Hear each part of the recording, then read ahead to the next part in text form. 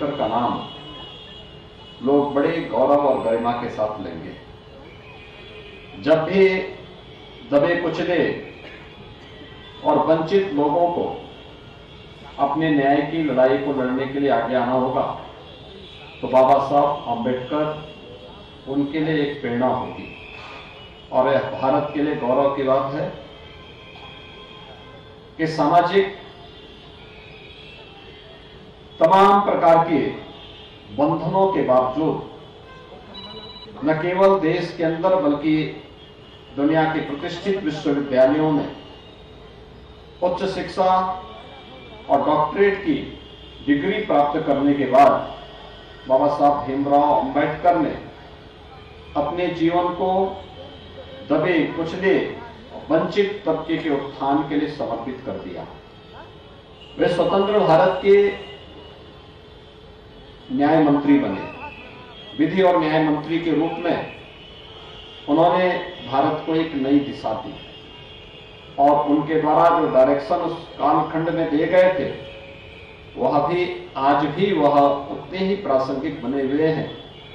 जो 1940 और 50 के दशक में जिनकी प्रासंगिकता और जिनकी आवश्यकता थी। हम सब इस बारे में गौरव की अनुभूति कर सकते हैं कि भारत में बाबा साहब डॉक्टर भीमराव अंबेडकर जैसा महामानव का जन्म होता है और बाबा साहब भीमराव अंबेडकर के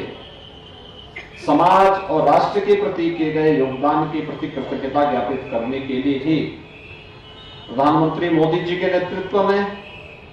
देश के अंदर अनेक कार्यक्रम चल रहे हैं। आपने देखा होगा बाबा साहब भीमराव अंबेडकर से जुड़े हुए जो 5 प्रमुख स्थल हैं उन्हें पंचतीर्थ के रूप में विकसित करने का काम